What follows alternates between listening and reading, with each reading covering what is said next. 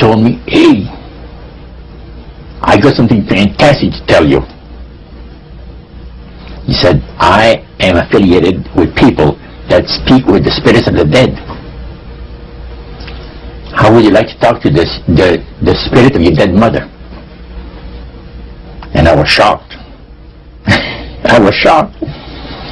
He said, you wouldn't be afraid of talking to the spirit of your dead mother, would you? Well, I said, I'll tell you what, I would have to give that some thought, because it's something I never thought about before in my life. Heart Research Center presents A Trip into the Supernatural with best-selling author Roger Morneau. While still a young man in the city of Montreal, Roger Morneau became involved in the worship of demons. In this two-part series, Roger gives us a first-hand account of his harrowing brush with the powers of darkness and ultimately his divine rescue. Also joining him are Cyril and Cynthia Grossi, the very couple who first pointed Roger from the darkness to the light. Conducting this exclusive interview are Dan and Karen Houghton of Heart Research Center. Let's now join the Houghtons and Roger Morneau as we together enter part one of A Trip into the Supernatural.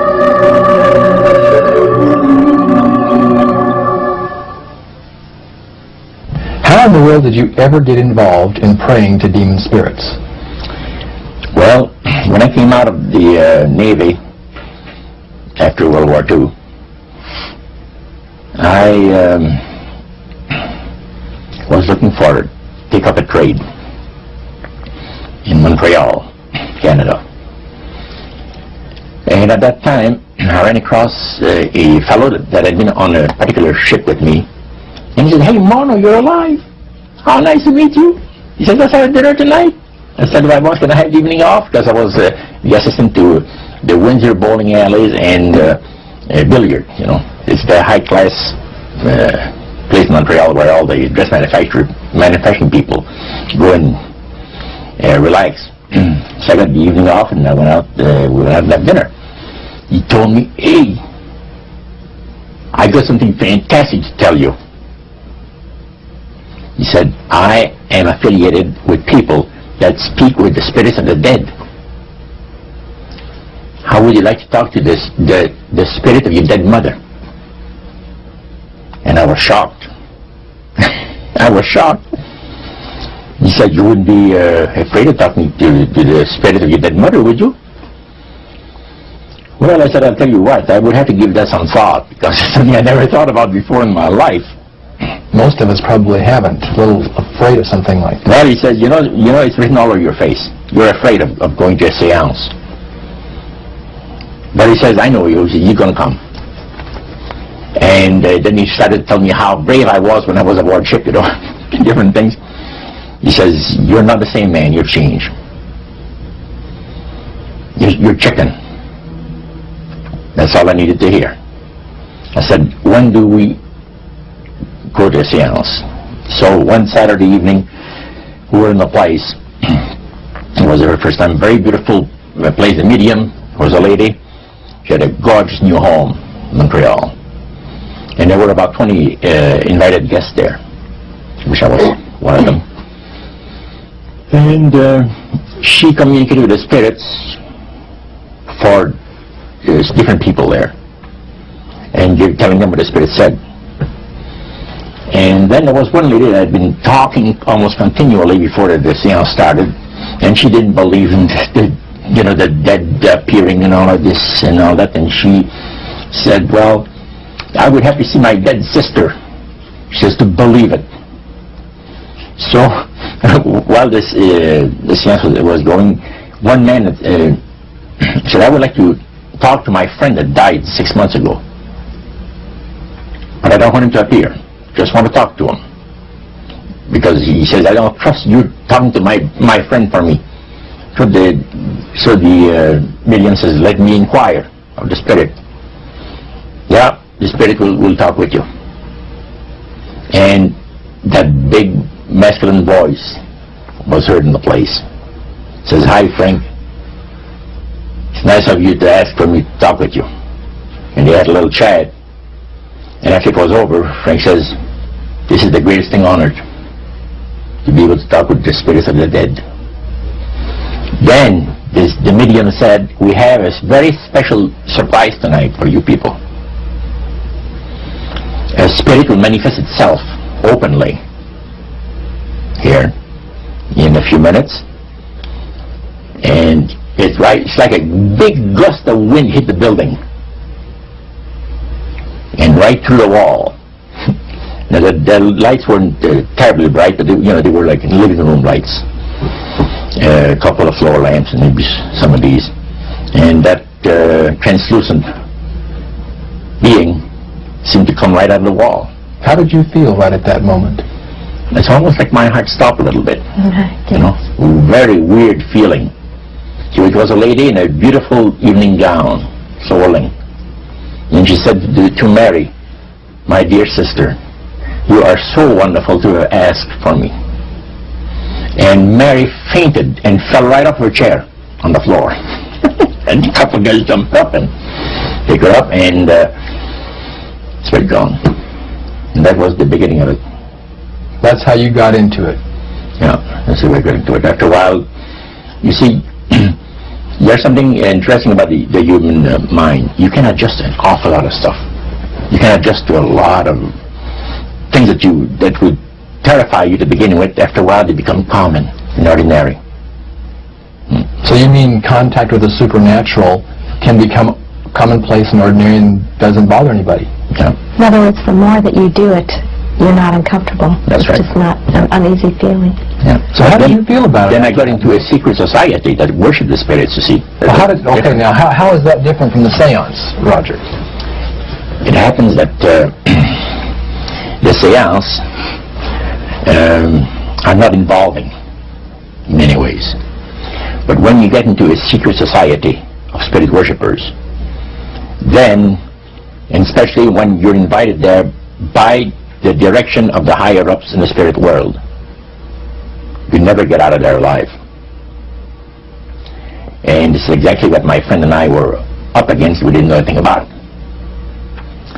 And there was a very, very popular big band leader, jazz band, very famous. He played a lot in Montreal, Canada, Vancouver, the big cities. And one night we went to one of these seances, and he was with his wife. Now the spirits had told him what to do. Spirit told him, there's two of these guys, give the names, and your wife will want to talk, will make it so that your wife will want to talk to the medium when you say that you want to go home because you're tired. As soon as you see that these guys are starting to want to leave, then leave with them at the same time. And as you get outdoors, you ask them if they're driving. They'll say no, they're going to take the tramway a couple blocks away. Well, you invite them to get in your car with you, and that you will take them to a fancy restaurant and treat them to some good food and talk about the merchant navy. And that's what the guy did. And there we were in this plush restaurant, pulled into a little alley, and I can still see it like it was yesterday. Just enough room to pass the car, back alley, that happened to give on a restaurant that was on St. Catharines Street, which is the main street of Montreal. And that was quite an evening. So Roger, you're at this restaurant. What happened? Well, after we were seated, in entering there, the place was just full, packed tight. But there was a couple of tables against a wall that had a reservation sign on it.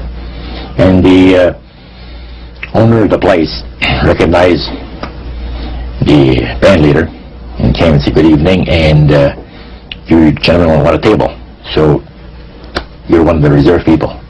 So we sat there, and we had our favorite alcoholic beverages, and as we talked, the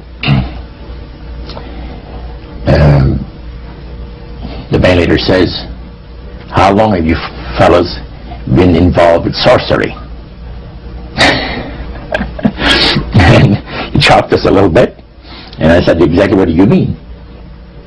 Well, he said, what you people are doing, talking to the supposed talking to the supposed spirits of the dead. He says, this is silly. And this man had been at the seance with you. Yeah, oh yeah. And he's telling you that it's silly what you've just done. Because see, my wife, he says, goes to the seances because she gets comfort and she gets something good out of it, good feeling out of it. And she lives for what the spirits are going to see that the future is going to be like. To me, he says, I can't bother with this stuff. He says, I want power. I go right to the source of power. And he says, how do you think that I became famous the way that I am? Well, I said, you must have had some good luck. Well, he says, there's no such thing as good luck. He says, there's either some power working for you somewhere, or you don't get ahead in this world. Not in my type of occupation. So it went from there. We got talking about spirit worship. Did it intrigue you? Or did it make you want to find out more about what exactly he was talking about? Yeah. So he said the supposed spirits of the dead that you're talking with are demon spirits. They're fallen angels. They're beautiful beings. Just set it out, just like that. Yeah. It didn't make you uneasy when he said they were... Well, it shocked you a little bit, something that you first hear mentioned to you. He said, you guys have got a great future ahead of you. Because we've been told, the high priest of our society, secret society, has been told that the master has very special plans for you too. Now, what did he mean by the master? Satan. And we were interested to hear more about it. And he told us, he says, look, we worship spirits. We worship Lucifer and all his angels. They're just as beautiful as they did before they were cast out of heaven. He says there was a misunderstanding in the whole thing. He says among the inhabitants of the galaxies. And he says our master was misunderstood. And God did not bear with him like he does with people that make mistakes today. So we're in a warfare, good against evil. And we happen to be the evil ones, but we're not that bad. He says, I look at this business between the forces of good and evil. He says, you believe in one person believes in God, another one believes in Lucifer. It's like politics. So the great controversy is real. And you heard someone talk about it that's on the other side. And to these people, they are sold to the fact that Christ will not return to this planet with power and great glory. He's going to abdicate all claims to the planet, because the high priest once said that Christ will abdicate all claims to the planet because he knows that it is lawfully and rightfully Satan's. And at that time he says, Lucifer, you mentioned Lucifer a lot of times, but he mentions Satan also. He says, the master, usually they like to talk about the master will resurrect his people from the grave. And George is telling you all this, or the high priest? George. Okay, when the evening wound down, and you're putting a cap on all that, you guys had consumed some alcohol. Yeah. And did you feel like that there was kind of a one-shot deal, you didn't know if it ever happened again? What happened after that? He said, no, I said, listen, guys. He said, I like to have you, he says, need some of our people. What about next week, Wednesday evening? I'll pick you up at your place, and you're invited to one of our services. Services? Like a church service? Yeah, something similar to that. It's a testimonial to the spirits, about how the spirits have blessed your life. See? So, when we left there, I said to myself, this guy is half drunk. I'm not going to hear from him again, But it was true. Wednesday night came, he was there with his big Lincoln, step in, and we went to one of the most beautiful area of Montreal. And the place was a mansion. Now, a mansion is usually very large. We call this a small mansion. It was beautiful. Most beautiful place. Yeah. Roger, your friend George took you and Roland to this mansion where people worshipped the demons. Mm-hmm. What was it like there? What kind of people were there? Well, it was a big surprise for me, as I kind of made up in my mind an idea that they were going to be rough-looking characters. But as we entered the place, I was amazed to see that they were all very well dressed, well-mannered, and that a lot of the people, as we were being introduced to people, were professionals, doctors, attorneys, a lot of business people. And see what they had? They had a praise session to the gods, which is the spirit counselors, which are in charge of legions of spirits, of demon spirits. And they talk about what the Lord of their lives has done for them, because they call on particular spirits, like the god Nehushtan, which you read in 2 King about. The Israelites worshipped the golden serpent that Moses had made. Mm-hmm.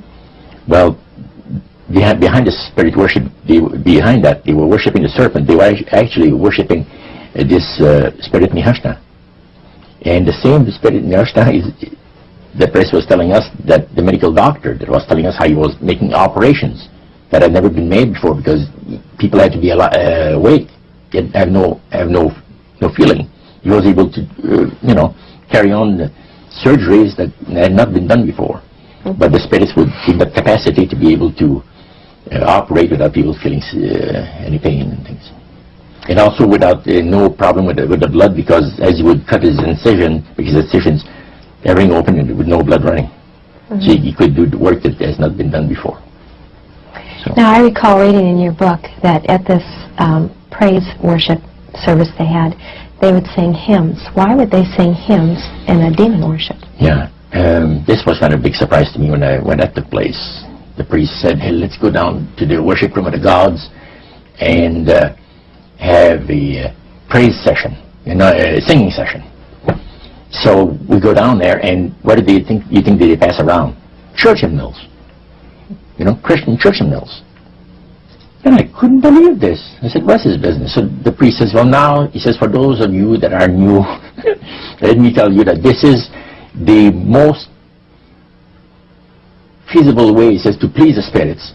It's to deride Christ and his people, and his church and all that. So they sing out of Christian hymnals. They didn't sing Christian words to the hymns, however. Well, they changed a lot of them. Mm-hmm. Yeah, it's a form of blasphemy. Such as you see today in the rock music world. You see the entertainers, they have these crosses. Mm-hmm. The ladies got earrings, crosses. Mm-hmm. The guys got the cross. This is a form of blasphemy, a form of deriding Christ. You see. Spirits cause the people to do that, to find pleasure in wearing this type of emblem, which is the cross is the emblem of the crucifixion of Christ for the Christians. So what were your impressions the first time you went down into that worship room? Well, it was, we'd been there maybe half a dozen times, and the high priest told us after the meeting was over, he wanted to talk to us, my friend and I. So after most people had left, he says, the master of my life has revealed to me that it is time for you people to become acquainted with the worship room of the gods. Well, we started to move toward a beautiful grand staircase. Beautiful. The banister was huge, it was massive, and the wrought iron work that they had done in it was super. The beautiful decorations on the walls, the chandelier on the first landing. So it was the first landing. You go down about 8 or 10 steps, and you had the first landing. It was huge and beautiful. The light arrangement was the nicest I had ever seen in my life. When we got into this sanctuary area, it wasn't very brightly lit, but everything was magnified the beauty of certain things. Like a lot of the things were gold plated. are gold trims. You see, the little altars where they had the spirits that had materialized. They photographed them, and then they had paintings made of them. And there was probably about maybe 100 of those around the place. Sort of like a shrine. Yeah, and underneath there was a little altar where you have incense and things that they would use in their prayer sessions and things like that, devotions to certain spirits. And some of the objects in there, the priest said, were solid gold. It was a unique experience to see that. So how did you feel when you walked into that room? I felt that these people had power, and they had a lot of it. Did that attract you? Yes and no. You had mixed feelings about it? I had mixed feelings about it, yeah.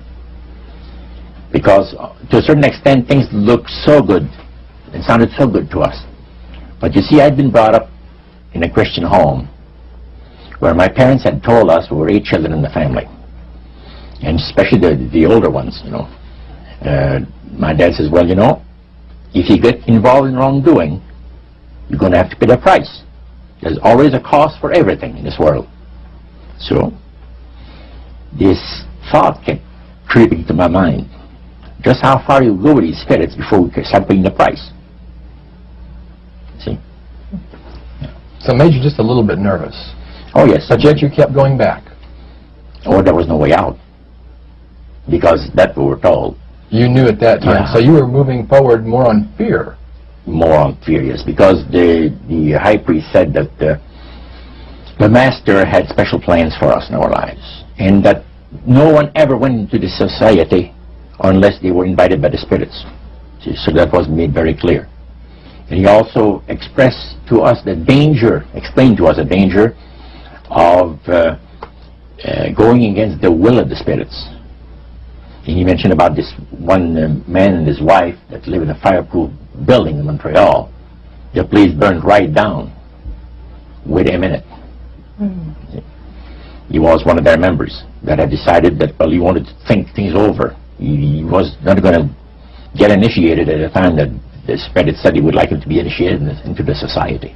So in reality, Roger, you were chosen mm-hmm. by high-powered demon spirits to be a part of their human, special, privileged mm-hmm. group. You see, these people in Montreal, the society, like the priest mentioned, there's thousands of spirit worshippers in only different societies of spirit worshippers in this world. But he says we are the elite. We know the real truth about the Master and his angels. And they are not hideous looking beings. They are gorgeous creatures. And from the paintings that they had on the wall of the walls of that worship room, they were unique beings. Especially there was a painting full size, full length painting of the fallen Lucifer above his altar. And that was very fascinating, because he looked like a man of great intellect, high forehead, the way that he looked with his eyes, the way he had the eyes looking. It gave you a depth of perception of somebody that is very, very knowledgeable and powerful. Powerful, yeah. So Roger, this high priest that you talked about, he is the one that ushered you down into the worship room. Mm. Was he also the one that led out in the praise sessions that you talked about? Yes, and he had an assistant also, another priest. Okay. Now, when you would go to these praise sessions, mm-hmm. what kinds of things happened at those sessions? Well, there's a lot of success stories. Positive mental attitude kinds of things? Well, yes, a lot of success stories.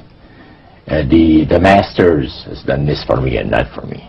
I remember one lumber dealer, he had like half a dozen different operations around Quebec, and everything that he touched seemed to turn to money.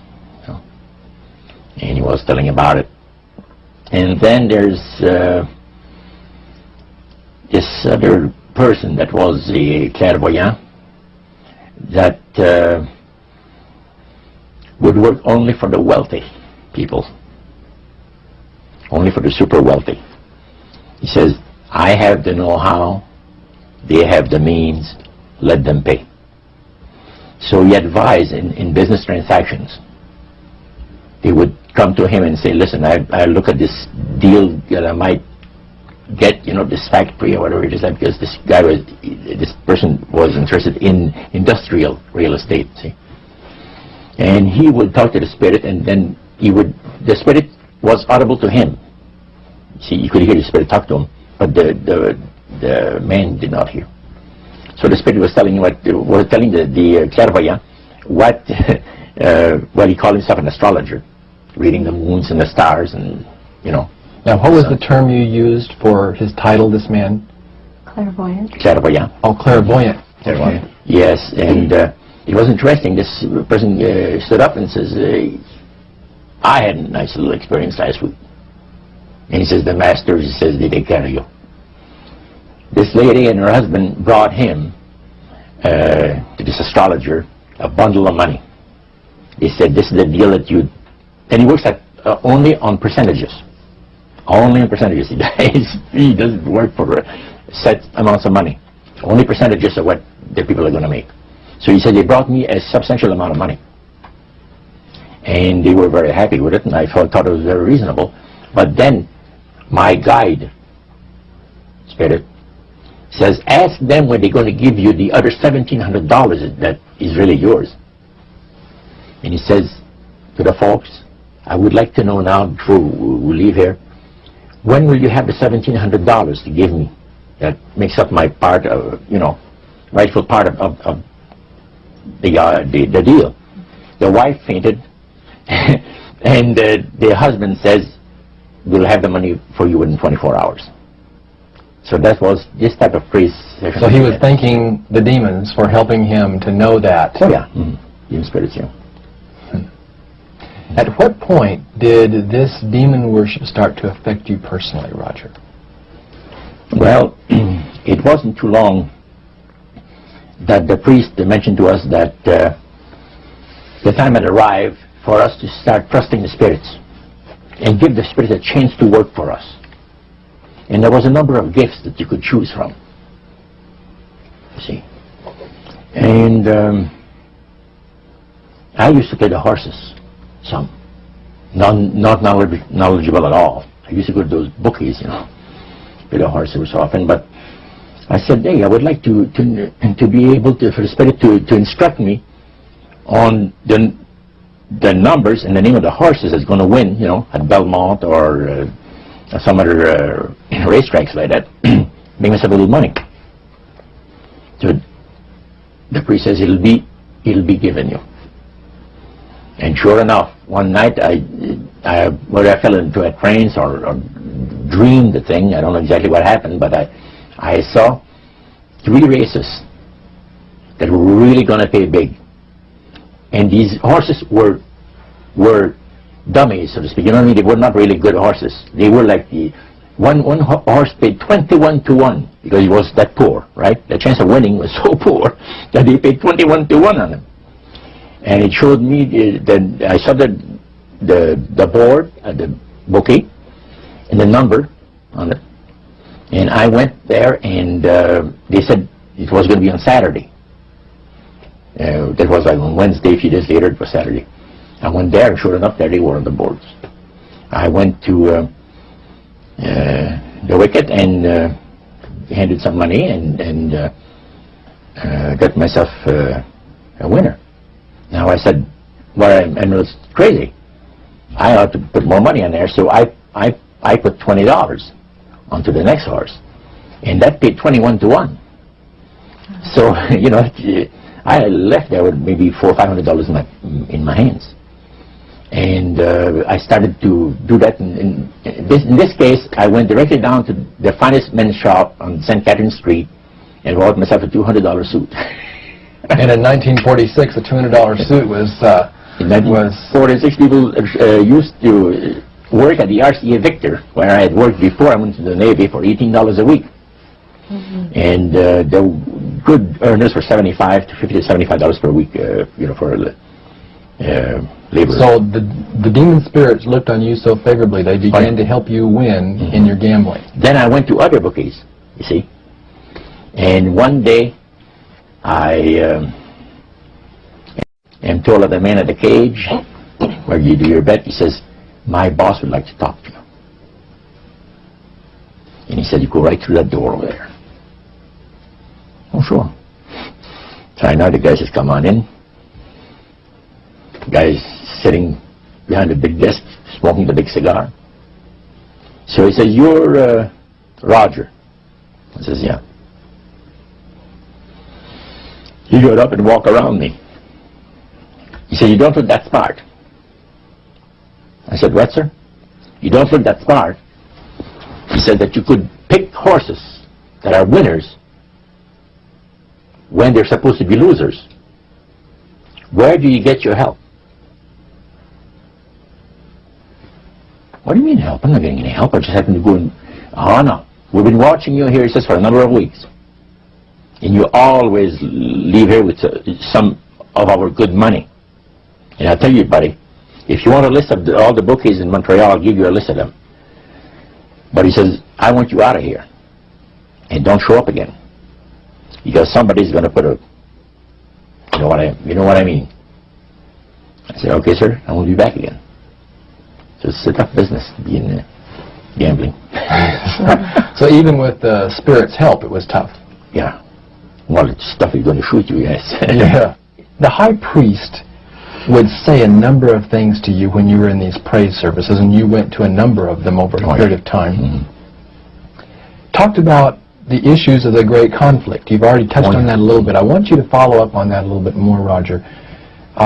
Some of the things that you wrote in your book, Trip into the Supernatural, sounds a whole lot like what we as Christians today know as the great controversy. Mm-hmm. What were some of the things that he told you there? Well, he says that there is a great controversy going on between the force of good and evil, between Christ and Satan.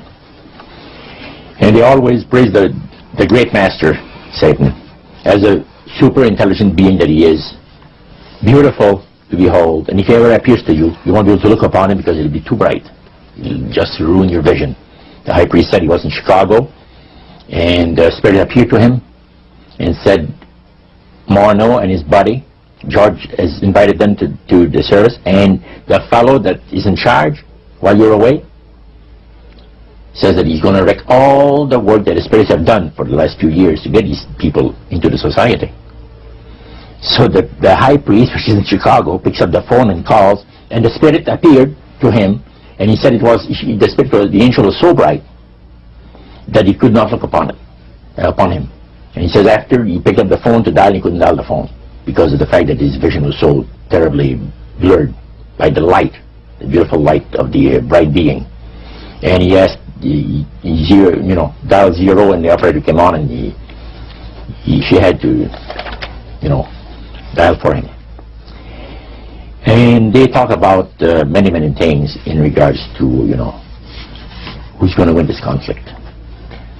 Any discussion about fire and brimstone? Yes. He says, the Bible people, talking about the Christians, you read in the Bible that, we're all going to land in a lake of fire and this and that. See, that's baloney. He says the conflict is going to end peacefully. Christ is going to realize that he might as well abdicate the rights of this planet, take his few people along with him to his planet in the center of the galaxies, and we will be left with a master who will resurrect all his people that will be as numerous as the sand of the sea. See? And the master will rule forever and ever and ever. A happy people. And he named some of the people is going to be there. I don't want to mention the names because they're known to history. Yeah. So that was quite impressive. Did you always feel, Roger, that these people were telling the truth? Oh yes, yeah. Yeah, they really had things down straight. But I was not satisfied with the answers. I was getting, there was something, and I understand now it was the Spirit of God saying, hold back, fellow, hold back. And the priest had talked about us thinking seriously about being initiated into the cult. Right. So they let you come to sort of take a look-see, but you can't go back for several months. Oh yeah, it's not a matter of whether you're going to be initiated or not. It's when. Okay. You see? So they begin to press you for a commitment. So the priest said, look, fellows, I'm not going to pressure you into anything, okay? But I want to show you what the spirits can do for a devoted servant. We went downstairs, not through the staircase that I thought the worship room of the gods, but at the other end of the building. Went downstairs, and a number of times I'd gone there to the men's room, and I heard these typewriters clicking like the dickens. Man, it's going. I said, why do we have a lot of people typing in there, in that room? Well, when there, that Eve Dickens, he knocked, and the man says, come on in. And there was all those typewriters moving along by themselves, typing at the speed that I'd never seen before. And not only that, the high priest says, I want to show you something clever. So he says, follow me. So we went around the table. There was like two long tables, and they had about 10 typewriters. And he says, now notice that the typewriter types to the right, then doesn't go back. It types back to the left. Isn't that something? I had never heard of things like that before. He said the spirits are doing the work. And he introduced us to the man. And the man is a lawyer. And he said, how much money did you make last year? Oh, he says, it's in the 6 figures. See? So this lawyer had a business in the building that housed the worship room. Oh, yeah. And he had a whole room full of typewriters. Yeah. And he put paper in there, and demons That's all he did. Put typewriter, paper in there. And what came out? What was it that came out? Different briefs for court cases. And so he would sell these to people? Oh yeah. Okay. He had the service to the legal profession. And the high priest was the showing... United States and Canada. So the high priest was showing you this to give you an idea about the kinds of blessings that you would receive? That's right. Yeah. But after you left that typewriter, the room where the lawyer was, they tried to draw you into a commitment by getting you to make a public profession. Tell us about that. Well, they have a super beautiful resort in the Laurentian Mountains, which is north of Montreal. North of Saint Agathe. Saint Agathe is a famous name there in Montreal. Montrealers, because they all go Saint Agathe or north there, you know, to summer home and that. So they had a big resort up there for their people, you know. So it's a closed society. And they had on October the 30th, Halloween. Is that October 31? 31, and last day of October. They had what they call live animal sacrifices. I don't know what it is, but they did. We could never find out. By the time that the Lord pulled me out of there, I had not yet found out what it was. So you have this intrigue involved in there. And he talked about three very unique services that I attended there that stayed on my mind forever. One was entitled Christian Idolatry. Another one was entitled The Super Deception of a Glorious New Age, which actually applies to the New Age today. And this was 1946 that we're talking. And then the other one was Satan's Great General Council of the 1700s. And I must say the things that I heard there was an eye-opener. First of all, we'll go through the Great General Council. Okay. At the beginning of the 1700s, said the high priest, Satan and all his spirit counselors held a Great General Council with one purpose in mind. It was to prepare for the great industrial age that was soon to break upon the world.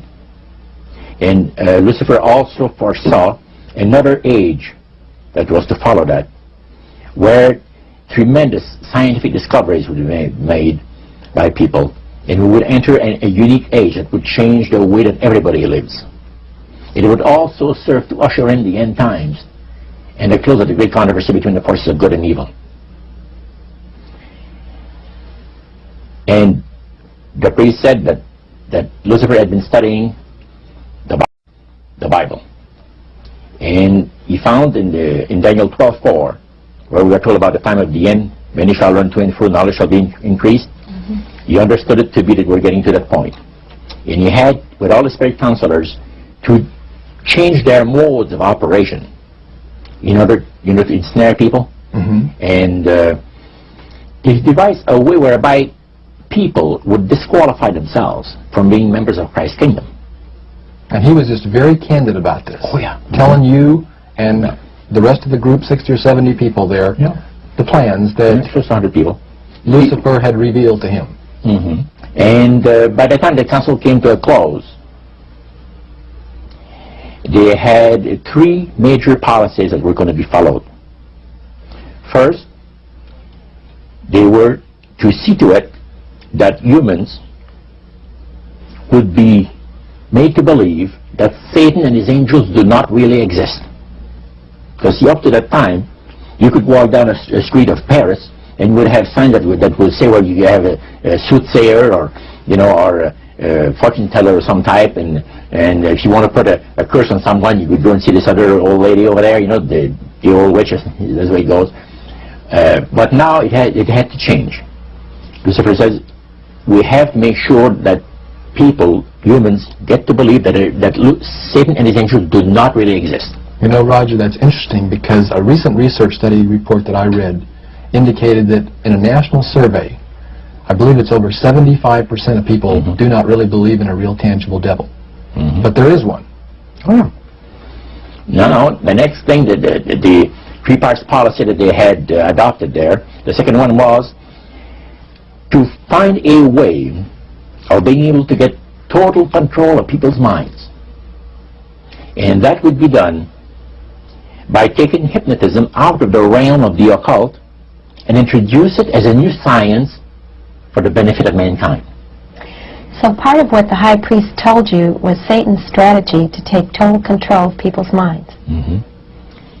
They felt that by taking hypnotism out of the realm of the occult and introducing it as a new science for the benefit of mankind, they could then use people of great renown, educators, people of capacity, that would do great things, such as supposedly regress people in time to former lives that they had. And of course, after the session is over, the person would not know a thing about ancient history, and the person that she or he has talked about performing, certain deeds, we'll say 3,000 or 4,000 years ago. But this was their strategy. Now, what this would do for the thing is this, that it would create in the minds of the general public, solidly set in the mind of the general public, an unwavering trust in that great deception. In other words, people could, they would believe it. This person was hypnotized, was regressing time to, former lives, and did this and did that, and no deception. Maybe Alexander the Great, we'll say, and some of the generals and people like that. And the person, after the session is over, comes out of hypnotism, and he or she doesn't know what she's talking about. So now this would be a way of de-Christianizing the Western world through the avenue of mysticism. Now the time came when Lucifer decided that he had to choose a person to initiate this thing. And Franz Mesmer, which was an Austrian physician, was chosen. Because the priest told you all of this? Oh yeah, okay. Because he was most capable. Mesmer originated a theory called animal magnetism, later on named mesmerism. Mesmer was led by the spirits to believe, this is what the priest said, was led by the Spirit to believe that certain persons have a magnetic influence within themselves, so to speak, that would cause them to have great power over other persons, even to the point of placing them into a trance. And at that time, that was readily accepted by people in general, at the time that Mesmer lived. So people realize, you know, some people get the capacity to put you into a trance. That's the way. Now, by the time that he died, in 1815, a lot of the physicians in Europe were using hypnotism as a means of anesthesia. Now, hypnotism is the same as mesmerism? That's right. Okay. So mesmerism that's been developed to a higher degree of refinement. And the priest went on saying that the plan of Satan to deceive the human family this way, he says, is the most intriguing thing to his mind. And he went on saying how it was going to be brought about. He said that a fellow by the name of Darwin and another fellow by the name of Thomas Henry Huxley would be used by the spirits because in their childhood they had been hypnotized by medical doctors, and they figured that they would be real good subjects to lead the people into this belief that they had, that Satan wanted to bring into people's lives. Now, what were those 3 points again, Roger? The 3 things were, number 1, that they did not want Satan did not want the human family to think that he or his angels existed. Right. The second point that you made had to do with taking control of people's minds. That's right. The third point was what? Was to destroy the Bible without burning it. Okay. See? And what was his strategy on that? On that, it was very interesting. Because after the Great General Council,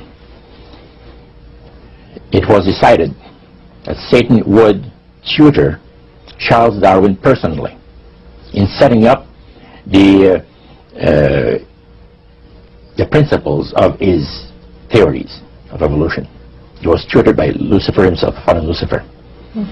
And at that time, it was understood, Satan and his spirit counselors understood, that if a person was led to believe in the theory of evolution, it would, in his life, destroy completely the creation week of the Bible, the fall of man, and the plan of redemption. It would do away with it. In one fell swoop. Yeah. Now, he made a unique statement. He said that according to the spirits, anyone that teaches a theory of evolution is considered to be a minister of a great religious system. See, they call it the religious system, the theory of evolution, because it is a system of schooling people and getting them to disqualify themselves from being members of Christ's kingdom.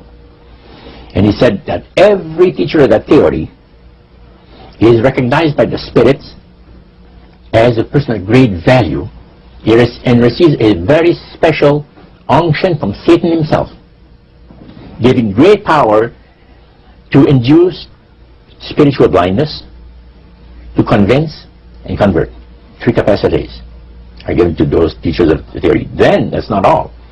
The priest says that Satan considers the teachers of the theory of evolution to be so valuable to him that in the sight of all the inhabitants of the galaxies, he assigns a retinue of bright, beautiful angels to follow that educator all the remainder of his life. And that in the sight of the inhabitants of the galaxies is the greatest honor that he can bestow upon his workers, upon mankind, and to, until the controversy is finished. That was quite enlightening. Now, the high priest was talking just sort of like a preacher would talk up front.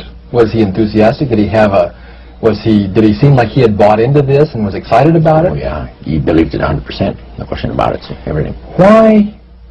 Why would he be so excited about spirits trying to deceive human beings? Because obviously out of this council of the 1700s, deception was a major part of the strategy. Why? Well, he says deception is like politics. You know, you believe in one candidate, the other person believes in the other candidate, and they're fighting to get the position, and it's just a matter of who's going to be the smartest. And with Lucifer, the fallen shadow of him, he's very smart. He's going to win, and Christ will abdicate the rights of the planet. He's going to resurrect his people, have established his kingdom that lasts for ever and ever. God won't be able to destroy him because it would be against God's, the Creator's nature to destroy Lucifer in the fire. Beside that, he said, spirits now, human spirits, have the capacity now to outlive fire. He says, you don't believe it, go to India or some of those countries where they have firewalkers. And it's done by the power of the human spirits. These people are energized by human spirits, so they can walk on those hot coals without burning themselves. And this is what the high priest said. And he says, if they want to use fire, they can use it. It's not going to burn anybody. So that's the way they believe. So this high priest was almost talking to your group in an evangelistic fervor. Oh yeah, because he figures that he's going to be one of the higher ups in the great kingdom. Okay. Now, of the group that was there that night, 60, 70 people, I think you've mentioned before. Yeah, it varied. How many of those were people who were hardcore members, and how many of them were new inductees? Well, we were the only two youngsters. You and your friend. And how old were you at that time, Roger? I was about 20. 20 years old. Mm-hmm. Yep, 20 years old. Did you have a feeling of awe over the fact that you had been chosen? Yes, in a way. And then I got thinking about this. When am I going to have to pay the price? The cost. My parents had brought me up like this. If you get involved with evil, you're going to reap what you sowed. So you want to be upright in life. And if you associate with evildoers, they'll probably land you in jail or somewhere else that you wouldn't want to be. So there's always a price to be paid. So you had that little something maybe instilled by your mother and father a long time ago that kept you from making that full commitment. Now, one of the things that really amazed me and shocked me and made me sick at heart is when the priests talk about Christian idolatry. What is Christian idolatry? The priest mentioned that word. Tell us what he said, Roger. He said that Christian idolatry is the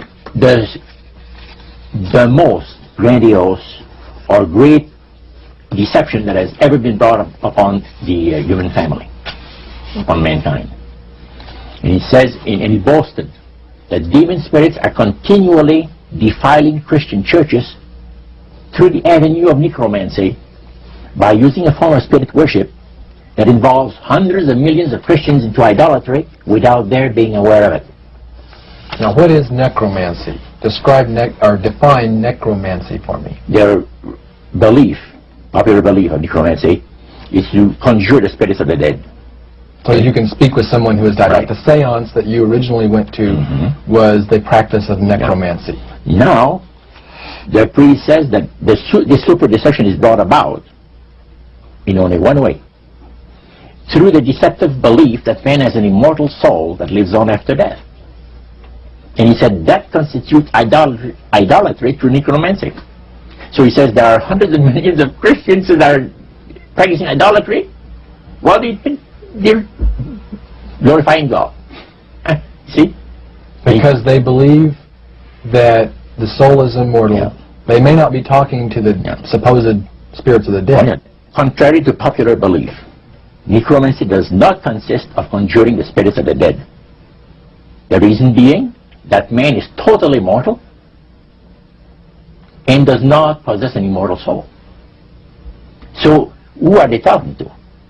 He says, they're friendly demon spirits that have always found over the centuries great delight in impersonating in apparitions departed loved ones and persons of great renown. Now, friendly demon spirits. Friendly demon spirits. Are there more than one kind of demon spirits, Roger? Well, there's 3 main divisions, and then there's divisions within those divisions. You have the friendly demon spirits that seem to have their finesse and the refinement, and they're not upset about what happened when they were thrown out of heaven, from what I gather. Then you have the warriors. They like to bring misery and destruction in the lives of people. Then you have the oppressors. The oppressors are the real wicked spirits that hate God with all of the Creator with all of their might, you know.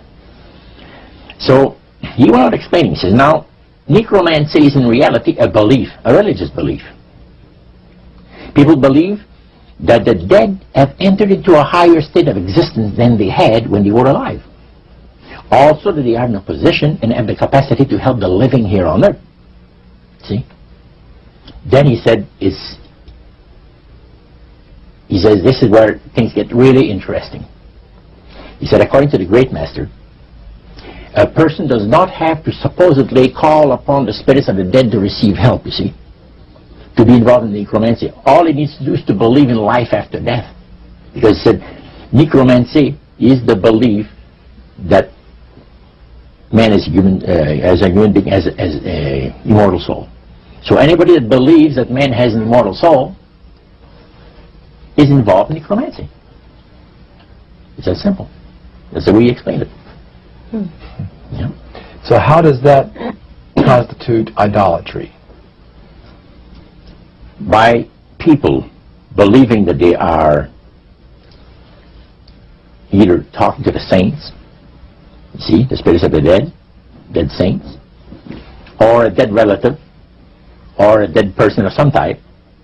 And you take, for instance, like Loretta Lynn. She says on national television, and I have the data on it, that I heard it myself. She said that she was made successful in her singing career by a dear friend of hers that was the same age as she, and died when she was 18 years of age. And Loretta was trying to get into the singing world, you know, but she says, I had no success at all. Until one night I was sitting in bed reading a book. And she says, who walks right through the wall but my friend, the spirit of my friend? And she says, Loretta, I'm going to make you a very famous person in singing Western country music, and I will be with you all the time. Trust me. And she says, she had a big concert once, and she was coming down with this bad cold. And she thought that her voice was going to give. She talked to her spirit and felt that she was going to be helped. And she got on the stage and she started to sing, and right in the middle of where she really needed the power, no power at all. And her spirit friend tapped her on the shoulder and started to sing for her. She said her voice went through me, the power. See? And you saw this in a television documentary? Yeah. This was, I believe, in 1976 it took place. Now, the priest explained that when people believe in this business, they are actually opening themselves to be completely deceived by demon spirits, because it gives the demon spirits an opportunity to impersonate the dead, see, and for people to believe their lies. And the priest says that thrills first of all, it says it brings the great master the respect and the reverence that is due to his great name. And it makes all the other spirits exceedingly happy, because they are the ones that have worked to lead people to believe in life after death. You see? And they rejoice also. And that's the extent of what Christian idolatry is all about. Friendly spirits, just to digress for just a moment. You mentioned 3 different categories, and the friendly spirits are the ones that love to impersonate a being, a historian or something. Specialize in that. In your experiences in the praise services or in the worship room or the other places where you were, any of the places you were, did you ever witness an event where necromancy, or even something that would be popularly called channeling today, took place, where you actually heard the voice of someone in response to someone's questions? Yeah, a number of times, but there was one time in particular that fascinated me because it was unique in one way. The priest told us that there was a French historian that was affiliated with Montreal, University of Montreal, which is a French university, and the English university is McGill. So the University of Montreal is the French university. And this man was from Paris. He was from Paris, but he's affiliated with the university. And he wanted to have some details in regards to Napoleon Bonaparte and one of his generals. So, by the way, there are also in other parts of the world elite spirit worshippers like the group that we had in Montreal. And he mentioned there that he said, you guys are fortunate when my friend and I went in, because you're right in time to see something very interesting. My friend there is having his devotions and the worship room of the gods, and he will use a trance medium to converse with certain demon spirits that will inform him in regards to ancient history about Napoleon. And sure enough, we went down there, and somebody came up and said he's ready for the session, and we went down there, and he said you would need 3 people. You would need 3 people, but he wanted 5 people that volunteer to be the channel for the spirit. Okay, so he was 3 of them were chosen there, and he had to go back and sit down. And the man shook his head like, a little bit like this. His eyes went glazed, and he stayed at it for a half hour. And the spirit spoke to him. Said, I'm a spirit counselor, and what would you like to know? And he had a clipboard, the historian, and asked him some questions. This historian was from Paris. Yeah.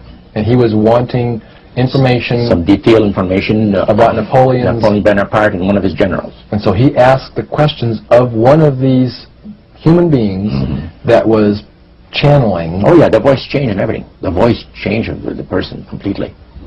Okay. And it identified itself as a spirit guide. Oh, yeah, spirit counselor, yeah. Okay, a spirit counselor. And then proceeded to tell him all the events that he was asking, yes. Answer his questions? And there was a certain question that was asked, and the spirit counselor said, I will have Lord Remy and Lord Alphonse duplicate, in other words, the dialogue that had taken place. Oh, and the 2 other drama. Yeah, and the 2 other men fulfilled what he was looking for. But the one thing that interests me is the mayor of Montreal, Camillien Hood. During World War II, at the beginning of the war, he was very controversial in regards to the war effort. He would tell the French-speaking boys not to go into the armed service, you see, because you're going to go and shed your blood for the British, you know, and we're their servants, so to speak, and all that, and he didn't want him to go into war, and they put him in prison. He was jailed for the length of the war for this. Now, the man said, I would like to have you tell me to the spirit to give me part of the speech that was given by Camillien Hood on the steps of the Montreal City Hall on a certain date.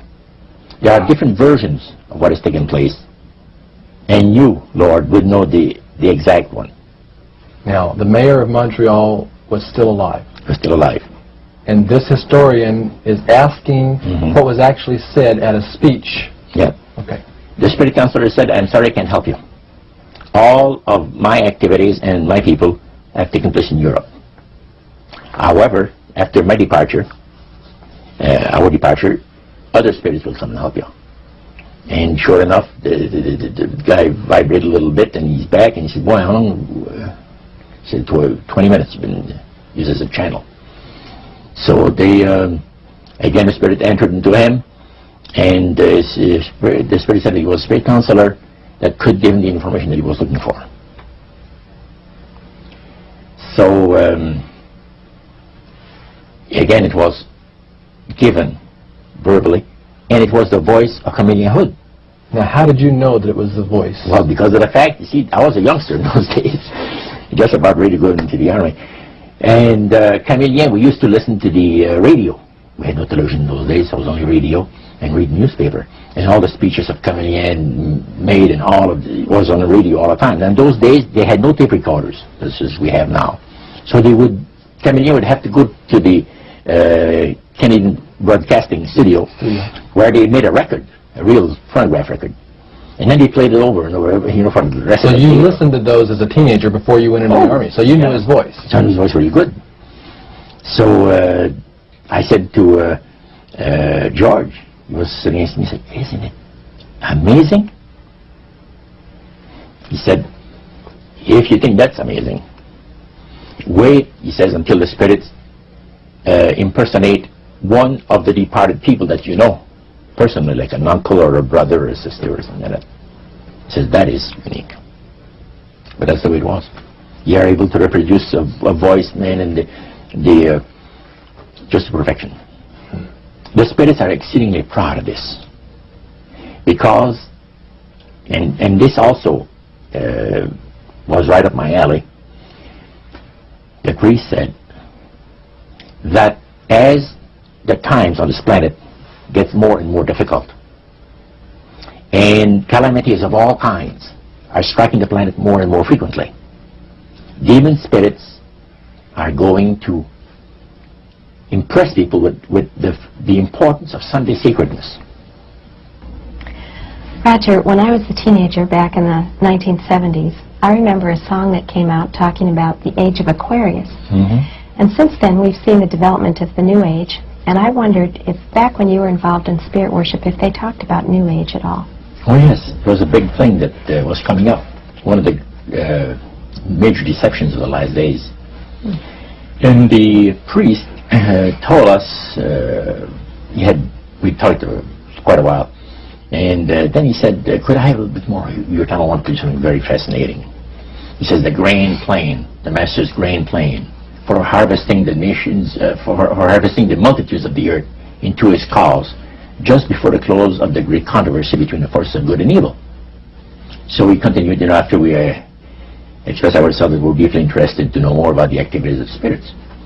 And he said, it's going to be done in a unique manner.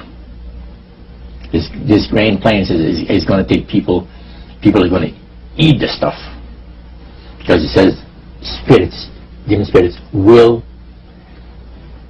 declare themselves to be inhabitants of far distant planets in the galaxies that are coming to warn the inhabitants of planet Earth of the impending destruction of the planet, unless something seriously proper is done to avoid it. And he went on saying that they will claim to have out-of-body experiences. Are you familiar with out-of-body experiences? I've read about it. In other words, so there's some persons are supposed to be able to, they believe in their immortal soul. Astral projection. Yes, right. Goes into different parts of the world and sees things and come back, and then they write all about it. I've heard of that. So, due to the fact that the millions of the earth, people, believe in people having an immortal soul, it has to be readily accepted when the spirits will, through a trance medium, converse with influential people of the land, you see. Now, what is a trance medium? It's a channeler today. What is known today as a channeler? Channeler, yeah. Okay. Shirley MacLaine's experience of getting involved with spiritism and with the inhabitants of far distant planets in the galaxies, I taped the whole thing. It's 3 hours. And you were hearing the fulfillment of what this high priest had said 45 years ago. Yeah, exactly. So he went on explaining about the fact that the spirits will show themselves willing to give valuable guidance that will not only help people avoid the destruction of the planet, but it will cause them to enter into a higher state of existence. For instance, he said the spirits will promise and this is a big word, promise, that if their recommendations are followed carefully, they will usher in a glorious new age of peace and prosperity, and there'll be, well, there'll be no more wars, see, there'll be no more famines, there'll be no more people getting unhappy to one another, neighbors will love neighbor, and social unrest will not take place no more. There'll be perfect happiness for 1,000 years. That's what the Spirit is going to promise. Almost like the Garden of Eden created all over again. And now we find that a lot of preachers are preaching the great age of glorious new age of victory, victory over wars, victory over social unrest, victory over famines, and victory over all kinds of... and he used the words new age to describe what was coming. It would be a glorious new age, yeah. And this is exactly what the movement is all about today. And he went on and said, as I said a little earlier, that as life on this planet becomes more and more difficult, and calamities will strike the planet more and more frequently, the spirits at that time are going to put all their effort to impress religious leaders, to bring before the masses of the earth the sacredness of Sunday. See? They will teach Sunday sacredness. And with the religious leaders, looking forward to 1,000 years of perfect peace on earth, they will put all their effort into it. Then laws will be passed by governments. One person asked, what's going to happen about people that don't believe in the Spirit's recommendation? The priest said, there's no problem at all. Laws will be passed by governments that will force people to go along with it regardless of whether they believe in it or not. And he says the law enforcement officers will explain to people, make it clear that such a law is necessary to assure the well-being of all people. He says the laws will be passed, no effort at all. And then he went on and he said about the fact that the venerability of the sun, which in ages past was such an irritant to the Creator. All these great nations and other nations, the smaller ones, were all involved in sun worship. And in those centuries, the Creator found that teaching of worship of the sun to be a terrible irritant.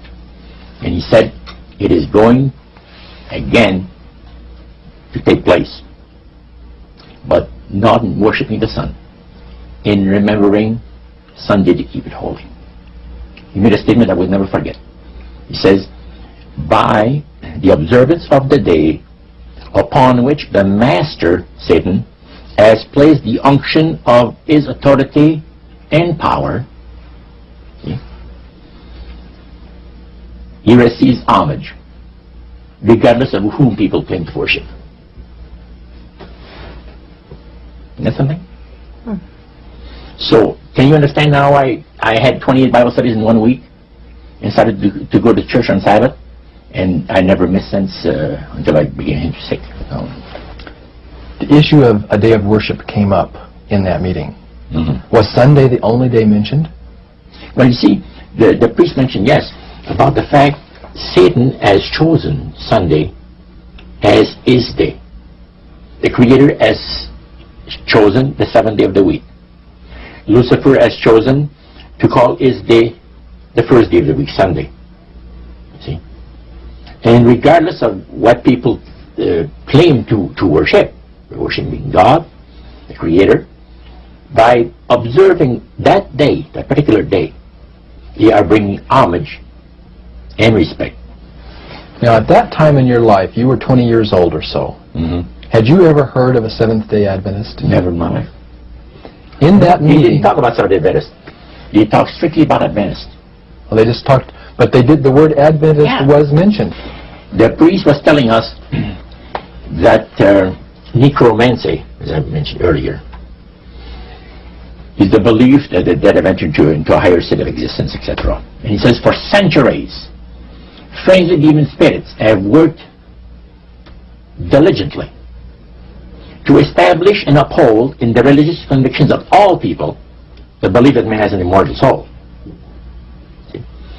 Then he boasted about the fact that the master was so smart, in that he had deceived the whole world, even in this age of great scientific knowledge and understanding.